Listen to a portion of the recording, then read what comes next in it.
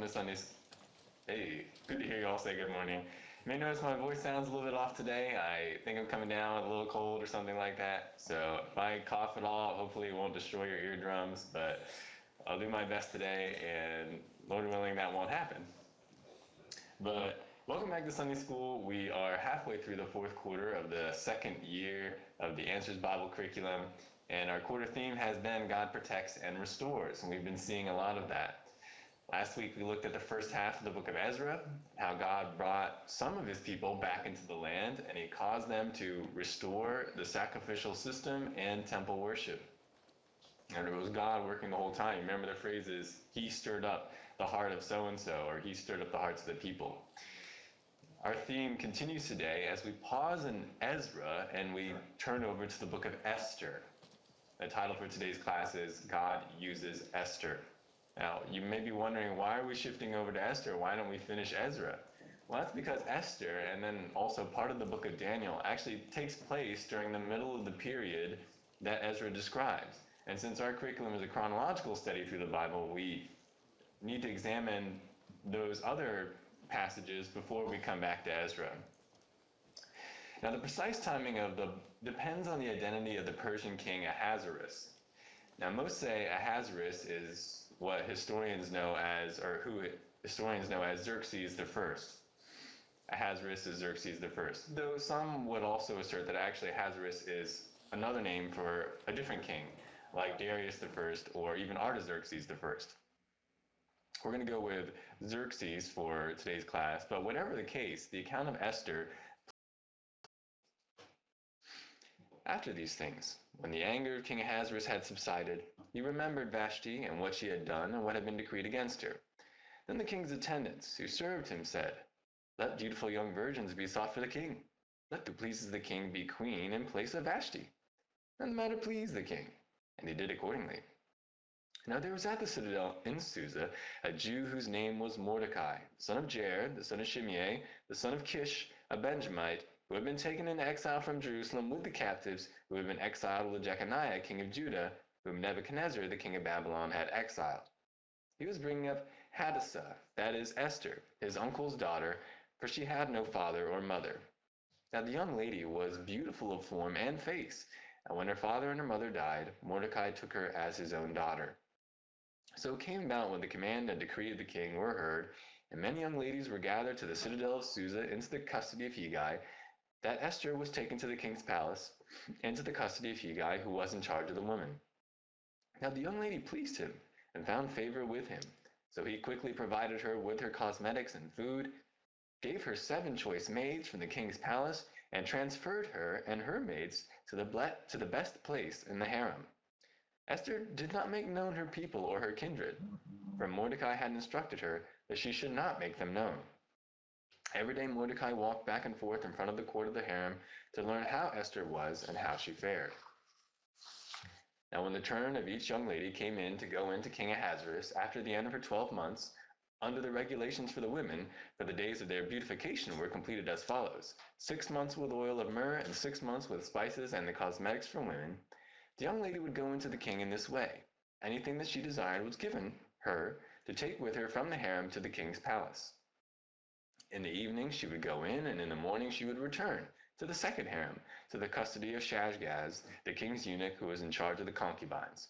She would not again go in to the king unless the king delighted in her, and she was summoned by name. Now in the turn of Esther, the daughter of Esther, according to the king's bounty. All right, this is our first passage. Let's observe. Notice a number of different things. First, notice we're not told how much time has gone by since Vashti's removal. This could be right after, or it could even be several years later.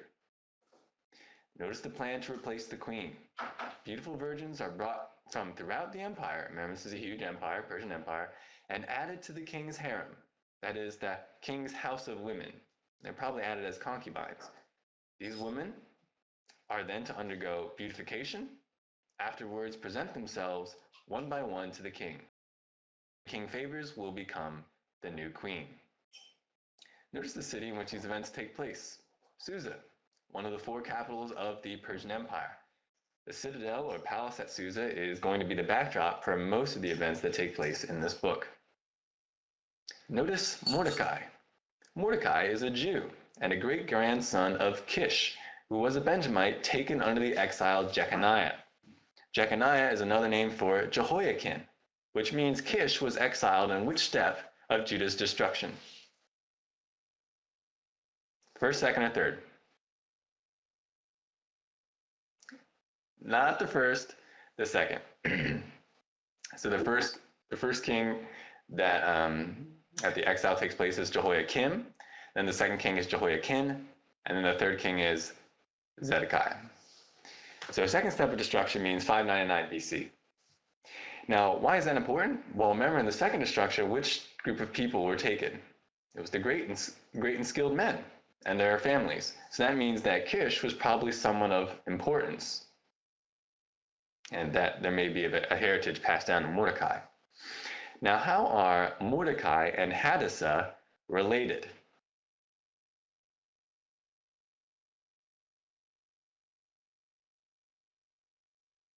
They are cousins. That's right. She is his uncle.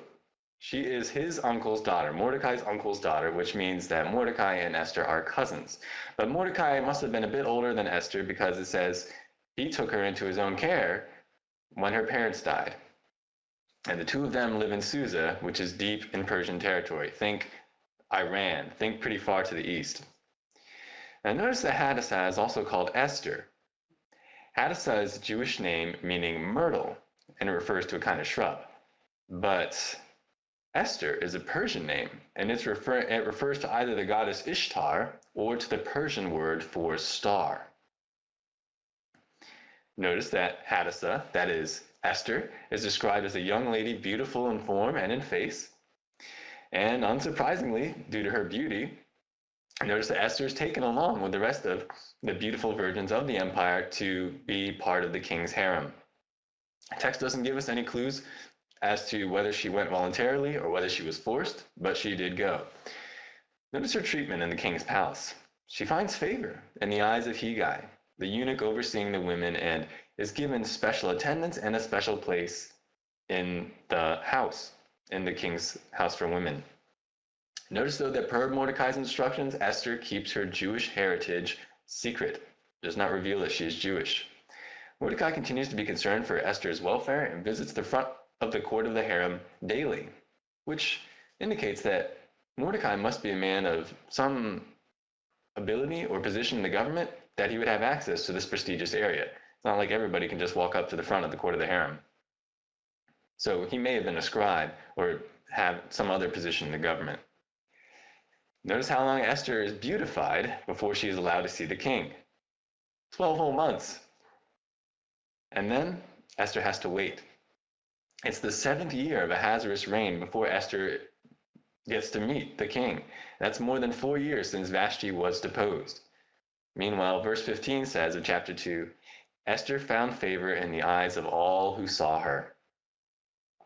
When Esther's turn finally does arrive, she takes with her exactly what Hegai advises, though again, we're not told what that is. It perhaps was an article of clothing or a piece of jewelry that Hegai knew would please King Ahasuerus. Esther takes it, she goes to meet the king for the first time, and how does the king respond? He loves her more than any of the other women, and he makes her queen, and even gives a banquet in her honor. And for the 3rd time, we see the phrase in the passage, she found favor. All right, with these observations, let's pause and interpret a little bit. Why does Hadassah go by the name Esther?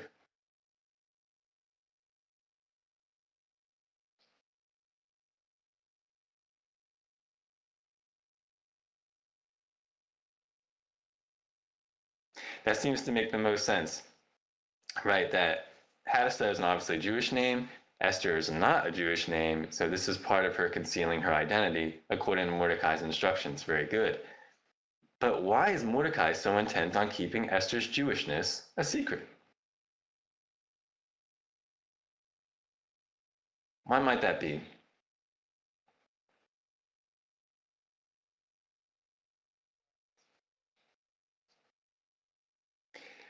He saw a place for her to save the Jews. That would be very forward thinking of Mordecai. I'm not sure if he'd be able to see that far ahead, but maybe he was thinking, if I reveal her Jewish identity, maybe she won't be as successful, won't be able to get into a position that would be good for her or good for the people as a whole. So maybe there's something to that, though that would require incredible foresight by Mordecai. There could be other reasons. What might be another reason?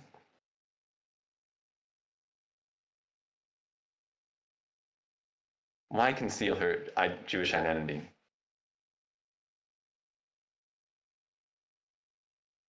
It could be because, or somebody about to say something?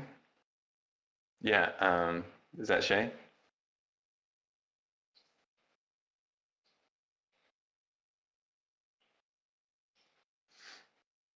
Oh, okay. Yeah, thanks, Shay.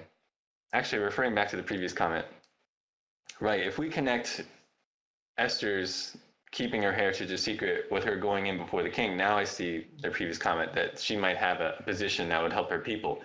Though this keeping her Jewishness a secret seems to have happened before even going in to the king's harem. I mean, she's called Esther, she's not called Hadassah. So this seems to be uh, the way that she lives, the whole experience of her living in exile, that she's constantly keeping her heritage a secret. But yes, it's also kept a secret before the king. But now back to what you're saying, Shay. Maybe it's because being a Jew could bring her hostile treatment from the king or from others.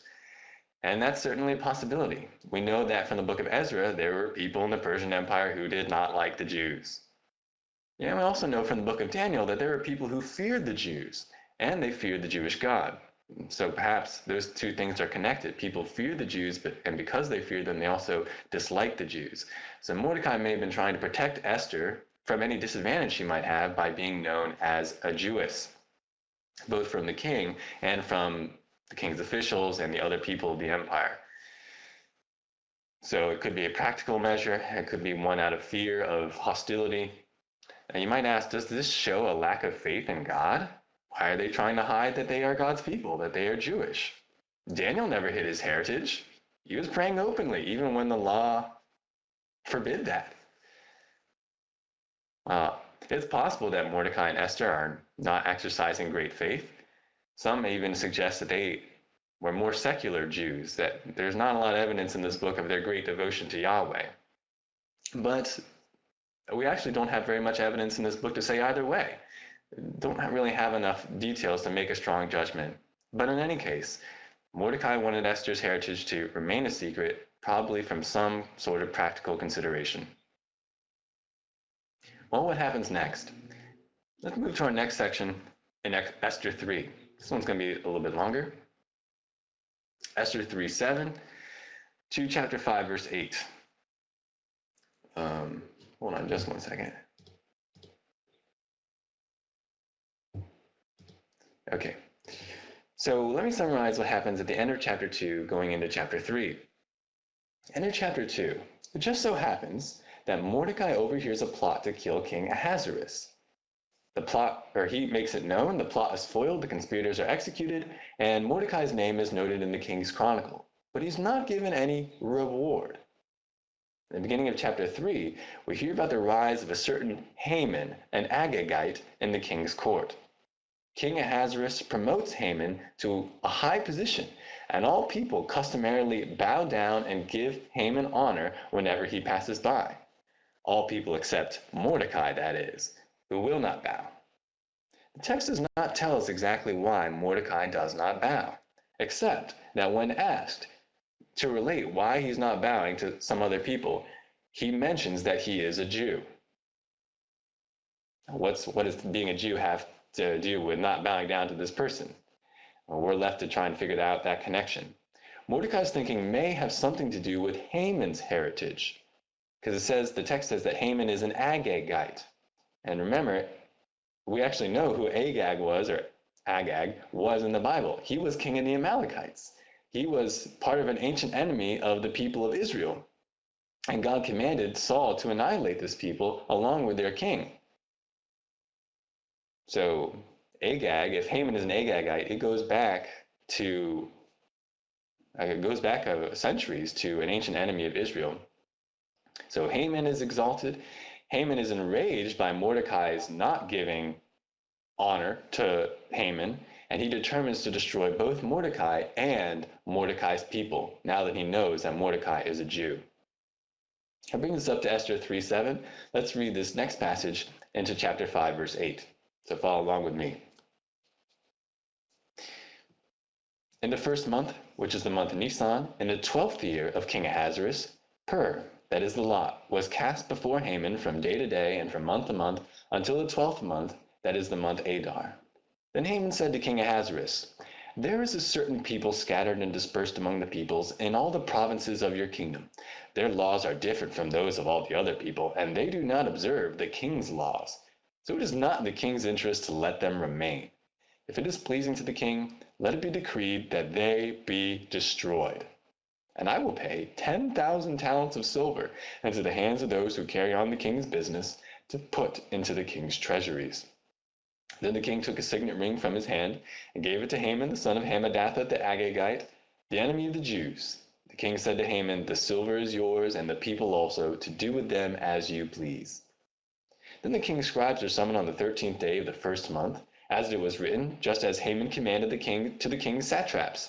And it was written, just as Haman commanded to the king's satraps, to the governors who were over each province, and to the princes of each people, each province according to its script, each people according to its language, being written in the name of King Ahasuerus and sealed with the king's signet ring. Letters were sent by couriers to all the king's provinces to destroy, to kill, and to annihilate all the Jews, both young and old, women and children, in one day, the 13th day of the 12th month, which is the month Adar, and to seize their possessions as plunder. A copy of the edict is to be issued as law in every province. A copy of the edict to be issued as law in every province was published to all the peoples so that they should be ready for this day. The couriers went out, impelled by the king's command, while the decree was issued at the citadel in Susa. And while the king and Haman sat down to drink, the city of Susa was in confusion. When Mordecai learned all that had been done, he tore his clothes, put on sackcloth and ashes, and went out into the midst of the city and wailed loudly and bitterly. He went as far as the king's gate, for no one was to enter the king's gate clothed in sackcloth. In each and every province where the command and decree of the king came, there was great mourning among the Jews, with fasting, weeping, and wailing, and many lay on sackcloth and ashes. Then Esther's maidens and her eunuchs came and told her, and the queen writhed in great anguish. And she sent garments to clothe Mordecai that he might remove his sackcloth from him, but he did not accept them. Then Esther summoned Hathach from the king's eunuchs, whom the king had appointed to attend her, and ordered him to go to Mordecai to learn what this was and why it was. So Hathach went out to Mordecai to the city square in front of the king's gate. Mordecai told him all that had happened to him and the exact amount of money that Haman had promised to pay to the king's treasuries for the destruction of the Jews. He also gave him a copy of the text of the edict, which had been issued in Susa for their destruction, that he might show Esther and inform her, and to order her to go into the king to implore his favor and to plead with him for her people. Hathach came back and related Mordecai's words to Esther. Then Esther spoke to Hathach and ordered him to reply to Mordecai, all the king's servants and the people of the king's provinces know that for any man or woman who comes to the king to the inner court who is not summoned, he has but one law, that he be put to death, unless the king holds out to him the golden scepter, so that he may live. And I have not been summoned to come to the king for these 30 days. They related Esther's words to Mordecai. And then Mordecai told them to reply to Esther, do not imagine that you in the king's palace can escape any more than all the Jews. For if you remain silent at this time, relief and deliverance will arise for the Jews from another place, and you in your father's house will perish. And who knows whether you have not attained royalty for such a time as this. Then Esther told them to reply to Mordecai, go, assemble all the Jews who are found in Susa, and fast for me. Do not eat or drink for 3 days, night or day. I and my maidens also will fast in the same way. And thus I will go into the king, which is not according to the law. And if I perish, I perish." So Mordecai went away and did just as Esther had commanded him. Now it came about on the third day that Esther put on her royal robes and stood in the inner court of the king's palace in front of the king's rooms, and the king was sitting on his royal throne in the throne room opposite the entrance to the palace. When the king saw Esther, the queen, standing in the court, she obtained favor in his sight. And the king extended to Esther the golden scepter which was in his hand. So Esther came near and touched the top of the scepter. Then the king said to her, "What is troubling you, Queen Esther? And what is your request? Even to half of the kingdom, it shall be given to you." Esther said, "If it pleases the king, may the king and Haman come this day to the banquet that I have prepared for him." Then the king said, "Bring Haman quickly, that we may do as Esther desires." So the king and Haman came to the banquet which Esther had prepared. As they drank their wine at the banquet, the king said to Esther, "What is your petition? For it shall be granted to you. And what is your request? Even to half of the kingdom it shall be done." So Esther replied, "My petition and my request is, if I have found favor in the sight of the king, and if it pleases the king to grant my petition and to do what I request, may the king and Haman come to the banquet which I will prepare for them, and tomorrow I will do as the king says." We'll stop there. Okay, bigger section here. Let's observe. Notice Haman casts pur, or lot. Remember what casting lot means. It means to determine the answer to a question by randomly throwing certain objects and seeing what turns up. Think something like dice. Haman casts pur, and it yields the 12th month. After casting pur, Haman presents his request to the king that a certain annoying people be destroyed from the empire. Haman claims that this people does not obey the king's laws, and he even offers to pay the king 10,000 talents of silver. Remember, that's about 75,000 pounds, or 37 tons of silver, if the king will agree to the order. And notice that Haman, at least not initially, does not mention to the king which people he has in mind. The king agrees, and the command goes throughout the empire to every province that the people should destroy, kill, and annihilate, and plunder the Jews on the 13th day of the confusion, while the Jews in every province, Mordecai included, are devastated. Notice the descriptions in this passage of their reaction. They are mourning, weeping, wailing, fasting, and laying on sackcloth and ashes. Imagine experiencing this yourself. The government has just decreed that your whole people, both young and old, men and women, should be exterminated on a certain day 11 months from now because you are supposedly a rebellious people, and all your goods will be taken from you after you're dead. This would be devastating. And furthermore, this command, this law of the king, is a law of the Medes and Persians. And what do we know about their laws?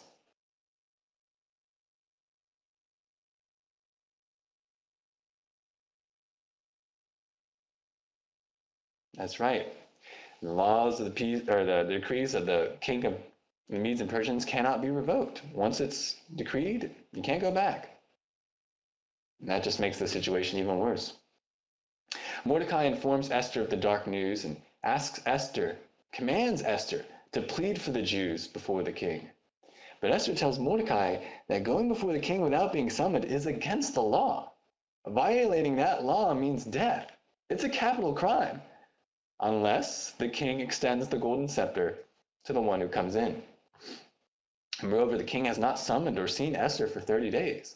But then notice Mordecai's poignant response to Esther. It says three things.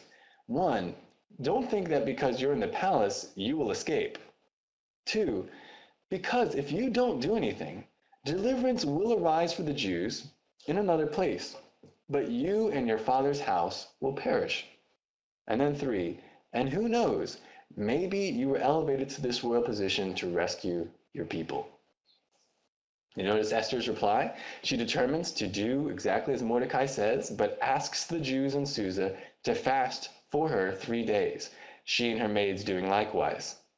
Fasting usually includes prayer, though it doesn't actually say prayer there. On the third day, She does as Mordecai says. She breaks the law and goes before the king. And what does the king do? He extends the golden scepter. And notice that phrase again. She found favor in his sight. King asks, King asks Esther what her request is. And she surprisingly tells the king that she would like the king and Haman to come to a banquet she has prepared. I don't know, as a reader, you probably were expecting something else, but no, that's what Esther says to the king. The king grants her request, and the king and Haman come quickly to the banquet. When the king asks her again what her request is at the banquet, she still doesn't present her real request. She says, please come again to another banquet tomorrow, and then I'll tell you what I really want. Okay. Oh, thanks, Emma. Does it take a little sip of water here?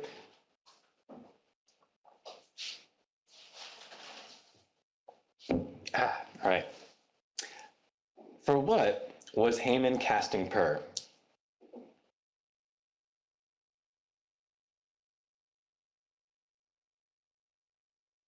Yeah, Rob.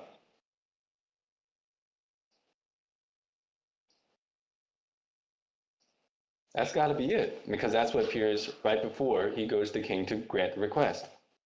He's trying to determine, presumably to get divine forces on his side, the best day for carrying out the extermination of the Jews. And he determines it's in the 12th month, apparently on the 13th day of the month. Now consider Mordecai's words to Esther. This whole thing about the three things he says in response to her being mentioning that she might die if she goes before the king. Now, just because what he says there, don't think you're going to escape.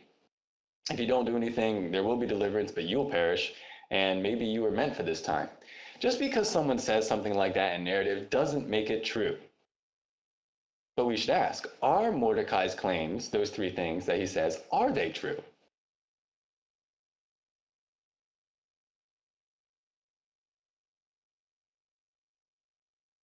I would say that they are true. How do we know that they're true? Not just because Mordecai says it, and Mordecai could be wrong, but we know something else that's not mentioned here. Why can we say that the things Mordecai says to Esther are true?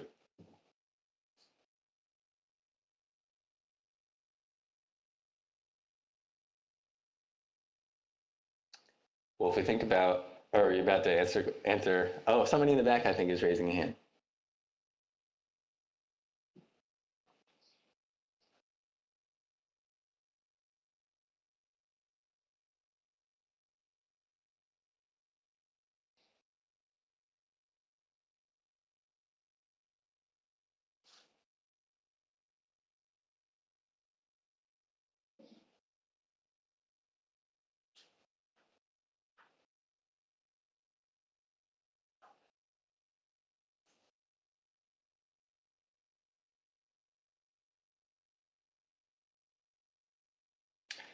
Right. Yeah. So if we just look at the rest of the Old Testament, we see evidence for the claims that Mordecai makes here. As you were saying, Dwayne. Excuse me. First of all, we know that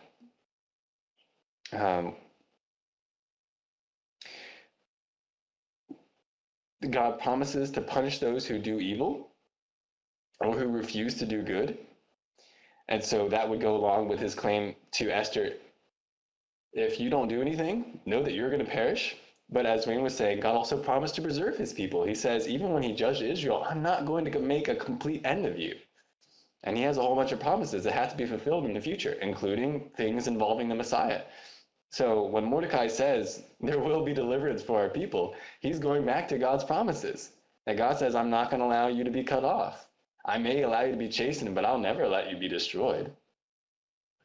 So he's going back to the promises of God in the Old Testament, or in the rest of the scripture. So what then do these words, since they are true, what do they reveal about Mordecai's beliefs?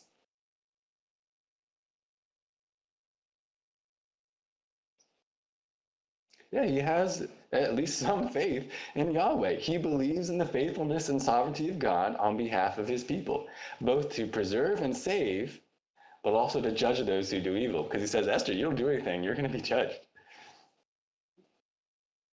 So Mordecai stresses, so even though, and this I think is valuable too, even though Mordecai says our people will be delivered, he stresses to Esther her responsibility as one given unique opportunity to help her people. She must act or face the consequences.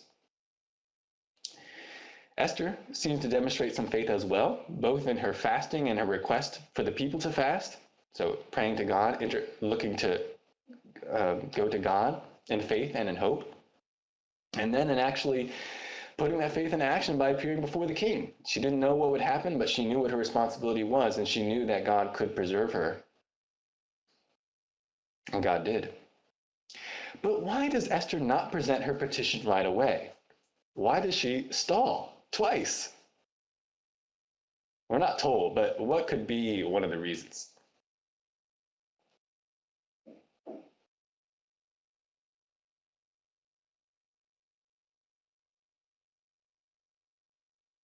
Is there any advantage to not presenting the request right away?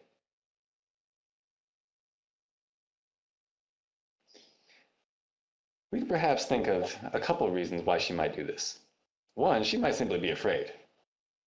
There are a number of things that could go wrong, things working against her. This is a powerful king. She's about to accuse and contradict one of the decrees made by the king and one of the most powerful rulers under the king. She's a Jewish young woman. If she reveals her heritage, what will the king think? So maybe she's afraid. Or maybe she thinks she just needs more time. Not everything is in place yet that needs to be in place. And so she needs a little bit more time. Or maybe it's a strategy, a purposeful strategy to get the king more and more interested. And we're going to see that as these banquets go on, that the king really does become concerned as to what Esther's request is. And when she finally makes it known, he is very emotionally invested. And we're going to see just how he reacts. We ultimately can't know the reason that Esther doesn't present her request right away, but it is essential that she doesn't because of what happens next in the text. She probably didn't know what was about to happen, but we're going to find out. We're going to see that it was very important that it did. Look over to Esther 7 now. And I'm going to summarize the rest of chapter 5 and 6. After being invited to the banquet, Haman boasts to his family and his friends. This is Haman. He boasts to his family and his friends about all his greatness and good fortune. But he also mentions that he hates that Mordecai never will bow to him. And his wife and his friends recommend that Haman build a gallows for Mordecai, which Haman does. Haman then goes to visit the king to ask that Mordecai be executed. He's not going to wait for the Jewish day of doom. He's going to execute Mordecai immediately. At least that's his plan. But that night, this is the night in between the two banquets, the king can't sleep, and he asks someone to read the chronicle to him.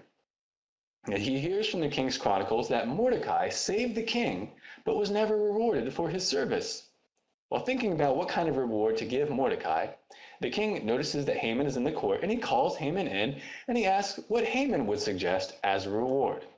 Now, Haman, thinking that he's the one getting the reward, the king doesn't mention who's getting the reward, but Haman thinks it's him, he suggests giving the man a horse and a robe that belonged to the king for one day, give him those things for one day, and have the men led through the city square by one of the king's great princes, announcing to all who see, "Thus shall it be done to the man whom the king desires to honor."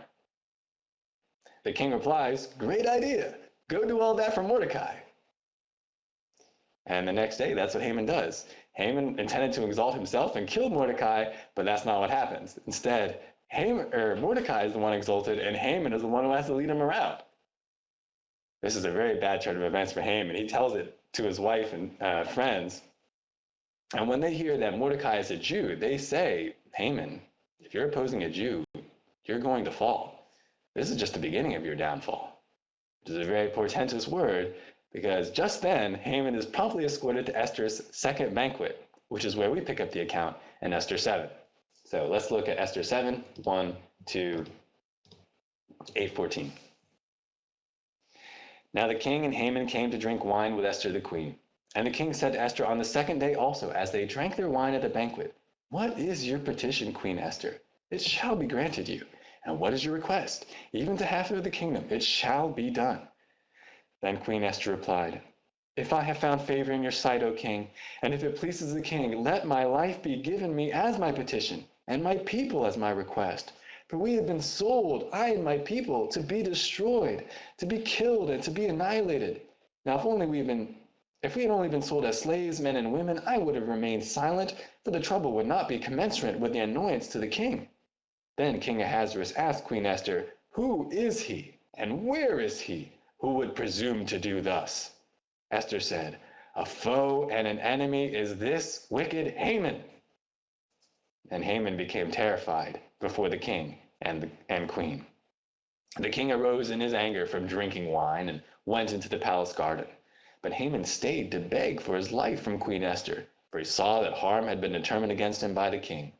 Now when the king returned from the palace garden into the place where they were drinking wine, Haman was falling on the couch where Esther was. Then the king said, "Will he even assault the queen with me in the house?" As the word went out of the king's mouth, they covered Haman's face. Then Harbonah, one of the eunuchs who were before the king, said, "Behold, indeed, the gallows standing at Haman's house, 50 cubits high, which Haman made for Mordecai, who spoke good on behalf of the king." And the king said, "Hang him on it." So they hanged Haman on the gallows, which he had prepared for Mordecai, and the king's anger subsided. On that day, King Ahasuerus gave the house of Haman, the enemy of the Jews, to Queen Esther, and Mordecai came before the king, for Esther had disclosed what he was to her. The king took off his signet ring, which he had taken away from Haman, and gave it to Mordecai. And Esther set Mordecai over the house of Haman. Then Esther spoke against the king, fell at his feet, wept, and implored him to avert the evil scheme of Haman the Agagite, and his plot which he had devised against the Jews. The king extended the golden scepter to Esther. So Esther arose and stood before the king. Then she said, "If it pleases the king, and if I have found favor before him, and the matter seems proper to the king, and I am pleasing in his sight, let it be written to revoke the letters devised by Haman, the son of Hammedatha the Agagite, which he wrote to destroy the Jews who are in all the king's provinces. For how can I endure to see the calamity which will befall my people? And how can I endure to see the destruction of my kindred?" So King Ahasuerus said to Queen Esther and to Mordecai the Jew, "Behold, I have given the house of Haman to Esther, and him they have hanged on the gallows, because he had stretched out his hand against the Jews. Now you write to the Jews as you see fit, in the king's name, and seal it with the king's signet ring. For a decree which is written in the name of the king and sealed with the king's signet ring may not be revoked." So the king's scribes were called at that time in the 3rd month, which is the month Sivan, on the 23rd day. And it was written according to all that Mordecai commanded to the Jews, the satraps, the governors, and the princes of the provinces, which extended from India to Ethiopia, 127 provinces, to every province according to its script, and to every people according to their language, as well as to the Jews according to their script and their language. He wrote in the name of King Ahasuerus, and sealed it with the king's signet ring, and sent letters by couriers on horses, riding on steeds sired by the royal stud. In them, the king granted the Jews who were in each and every city the right to assemble and defend their lives, to destroy, to kill, and to annihilate the entire army of any people or province which might attack them, including children and women, and to plunder their spoil. On one day in all the provinces of King Ahasuerus, the 13th day of the 12th month, that is the month Adar, a copy of the edict to be issued as law in each and every province was published to all the peoples, so that the Jews would be ready for this day to avenge themselves on their enemies. The couriers, hastened and impelled by the king's command, went out, riding on the royal steeds, and the decree was given out at the citadel in Susa.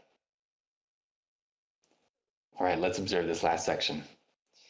When Esther reveals her petition and situation, notice the king's great indignation. He demands to know who has schemed against her and her people. When he hears that it is Haman, the king becomes enraged and goes into the garden for a moment, probably to think. Notice Haman's response. He's terrified, begs for mercy from the queen, falling on her couch and presumably onto her a little bit, because the king interprets Haman's actions to be assault. And then notice the turnabout. Who is hung on the gallows meant for Mordecai? Why, Haman himself, the builder of the gallows. And notice who replaces Haman in his position before the king. Mordecai himself. The household of Haman is given to Esther, and Esther gives it to Mordecai. When the king's anger subsides, Esther again begs the king to save her people. But what can be done, since the law of the king cannot be revoked? But the king gives Mordecai and Esther authority to write a new edict, and Mordecai comes up with a clever plan. Order that the Jews be allowed to gather and defend themselves on the day of the attack that has already been decreed. Did you notice anything about the wording of Mordecai's counter decree?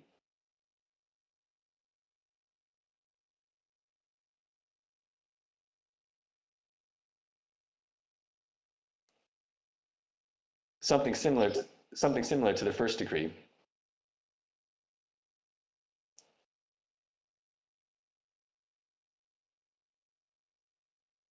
I can't see if someone's raising a hand. Nobody?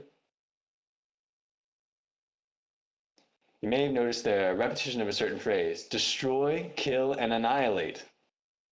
And also the inclusion of women and children. And the command to plunder the spoil. So basically, whatever was decreed against the Jews is now decreed on behalf of the Jews. They can do that to their enemies. And the command goes out speedily to every province. Now, we don't have time to read the rest of Esther, but I'll summarize the results. The Jews throughout the empire rejoice when they hear of the new edict, and a dread of the Jews comes upon the people throughout the empire. And some even convert and become Jews after they hear this new decree from Mordecai, and also see Mordecai being exalted in position before the Persian king. The Jews prepare for this day, the 13th day of the month of Adar, the 12th month, as do their hardened enemies. And on the appointed day, there is battle. The Jews, assisted by the leaders and governors in every place, they destroy their enemies. 75,000 people, 75,000 enemies are killed, with 800 killed just in Susa over 2 days, including Haman's 10 sons. Poignantly, though, the Jews do not take any of the plunder, but after the victory, they do celebrate and feast all the next day. The day of doom then becomes a day of salvation. Instead of Israel's enemies destroying Israel, Israel destroys them. Esther and Mordecai command the Jews to commemorate the feast days as permanent holidays. The 14th and 15th days of the 12th month become the Feast of Purim, which means lots, going back to what Haman did. And this feast is still celebrated by Jews around the world today. Let's ask some interpretation questions one more time, based on this passage and what we've seen before. Throughout this whole account of Esther, who strangely has not been mentioned at all? Say it again. God, that's right. We haven't heard God's name at all. Not Yahweh, not Adonai, not anything. But God is clearly here in this story. How do we know this?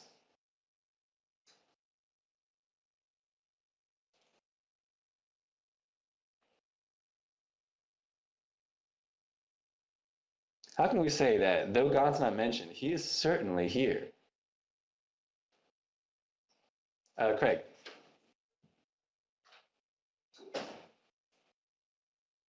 Exactly. If we look at what happens in the story, you would say, wow, that was lucky, or wow, what are the chances? But it just keeps on happening like that, and all towards a purpose that benefited God's people. This is not random. This is not the mere casting of a lot. This is purposeful. Someone is bringing all these things to pass, though unseen, and it is God. And I think we can supply a reason as to why the author has chosen to do this. Why has the author chosen to show that God is clearly active, even though he doesn't mention God at all?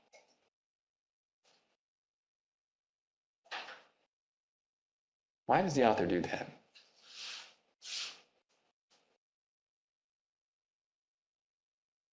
Yeah, Rob.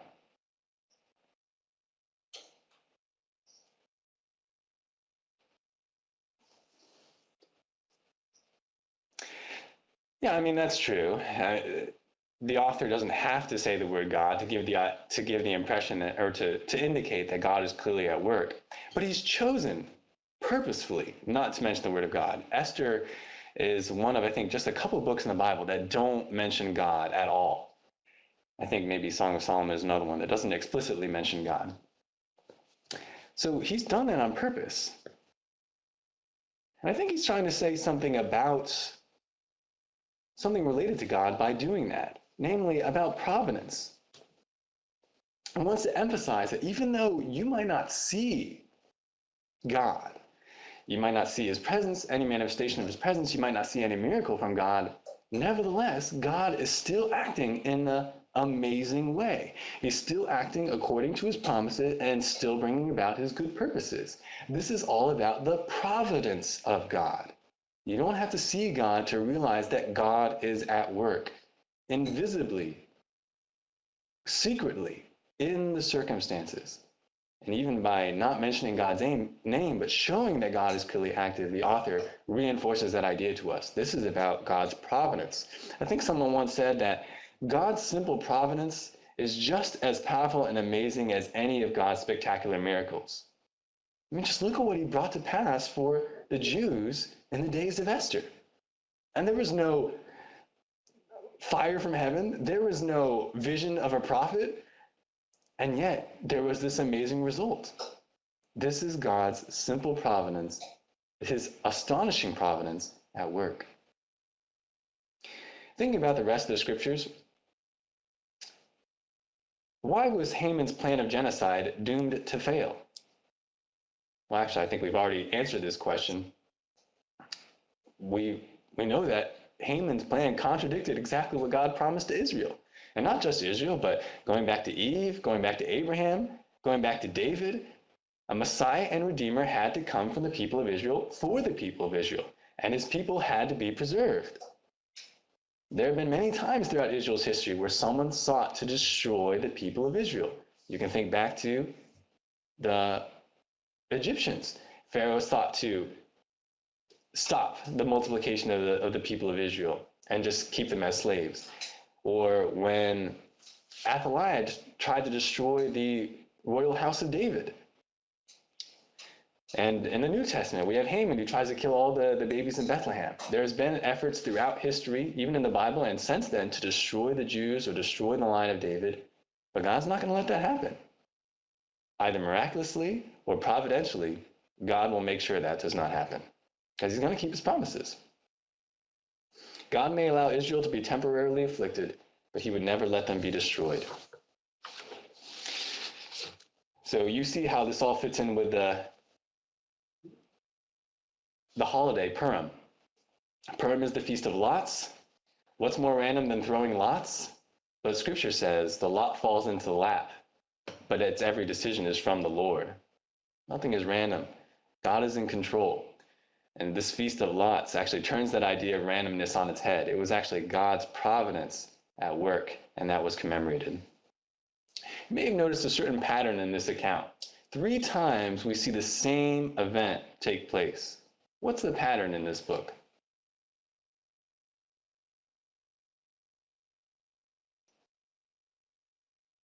First, it happens with people, and then it happens with a nation. What's the pattern?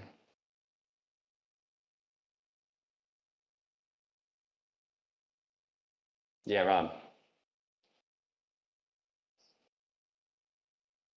And what's the flip side of that? Exactly. We see this pattern of divine reversal. And it's all based, I think, Rob, on what you were saying about pride and humility, or being outside of God's promises and those who are part of God's promises. Because consider, we have Esther and Vashti. We have Mordecai and Haman. And we have the Jews and their enemies. Vashti is suddenly taken from a position of exaltation and brought low, while Esther, this seemingly random Jewish young exiled woman, is put into her place. And you have Mordecai, this Jew who is going to be murdered by Haman. He takes Haman's place, and Haman's the one who's executed. But it's their enemies who are destroyed, and the Jews experience the victory. So just as you were alluding to, this reversal is all part of what God expresses in his law. We could go into many verses, but go back to the Abrahamic covenant. What did God promise to Abraham? Those who bless you, I will bless, but those who curse you, I will curse. If you go back to any of the promises or the many promises of God to deliver Israel, I'm going to destroy your enemies. Even when God was promising exile to Israel, a number of times he said, I'm going to allow you to be threshed, I'm going to allow you to be chastened, but then I will destroy your enemies and I will exalt you again. And we're seeing that principle being played out in an instance here in the book of Esther. God destroys the wicked proud. He brings them low suddenly, but for the righteous who wait, for his people who wait, they are exalted at the right time. This is something that the writer of Esther wants to emphasize to us. God, according to his promises, is in the business of producing reversals. The proud will be brought low, the humble will be exalted. And so, whoever the writer of Esther was, he's telling the exiled Jews or the newly returned Jews, do not despair when you see the wicked prospering. The Lord sees, the Lord knows. At the right time, he will bring reversal. Those who mourn now will be comforted, to borrow some of the Beatitudes, and those who laugh now will wail. In due time, God will make everything right and give himself the glory that he is due. There will be a reversal according to God's promises. So what does all this mean for us? Well, certainly you can see that these principles that we've just discussed, they go beyond the days of Esther, or even the days of the Jews returning from exile. They are for us. They are for us who have been brought into the people of God. So here are a few questions to get us thinking about what applying Esther means for our lives. Number one, are you humble before the Lord? Or are you proud? This whole account is a dramatic illustration of God opposes the proud but gives grace to the humble. So which one are you? Number two, do you take comfort or security in prosperous circumstances? I urge you, don't be so naive, because God can turn your situation upside down in a moment, just as he demonstrated here. Number three, are you afflicted, seemingly doomed because you belong to God, because you are following God? Do not despair. God will vindicate you at the proper time. He can reverse your circumstances in a moment. And we already know that he will reverse them in eternity. Those who mourn now, they will be comforted. Number four, do you rest on God's providence in your life, seeing that every circumstance is being mysteriously and perfectly arranged by God for your good and God's glory? You know Romans, the passage in Romans. Let's not try to interpret God's will through our circumstances, but let's remember that we can trust God despite what we see in our circumstances because of his providence. And then finally, number five, do you use God's providence as an excuse to disobey his commands? Do you say to yourself, God's will is going to happen anyway, so I don't have to do anything? Well, remember what Mordecai said to Esther, because those words were true. God will accomplish his will despite your disobedience, but then you and your house will perish. Do not neglect your responsibility in light of God's sovereignty. You are called, if you're a believer, you are called to good works, you are called to gospel witness, you are called to glorify God. If you obey, you will experience the blessing of being the means of God's sovereign will. But if you neglect the good you ought to do, God will still glorify himself, but it will be at your expense. You won't get to enjoy it. Any final comments or questions?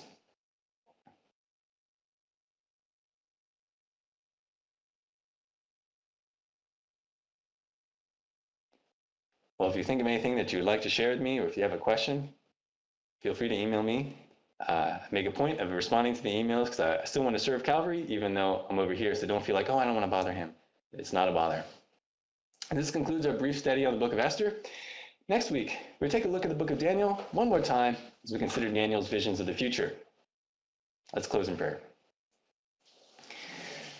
Our Lord, your providence is so great. It is so mysterious and beautiful. Lord, we can think as believers in your Son, we can think back to how your providence has already been at work in amazing ways in our lives.